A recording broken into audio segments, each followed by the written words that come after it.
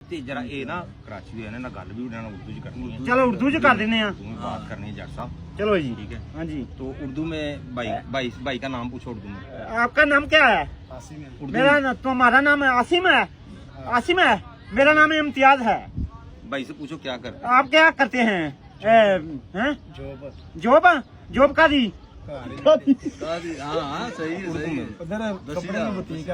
आपके कपड़े का काम करते हैं? कपड़े की बुटीक है। बुटीक है मसलन आपका कपड़े का काम करते हैं? बुटीक है कपड़े की। आहो ठीक है। जैसे बुटीक क्या होती है? बुटीक का जो मकसद है ये बस काम करने वाला कोई बुटीक करना काम करने वाले को बुटीक कहते हैं। हाँ बुटीक कहते हैं।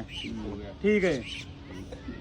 अच्छा जट साहब एक ये आपसे पूछते हैं कि हमें ना वो जो आप जो इंग्लिश में वो सैटरडे संडे मंडे आप सुनाते हैं ना, सुनाते हैं वो भी नहीं सुनाओ।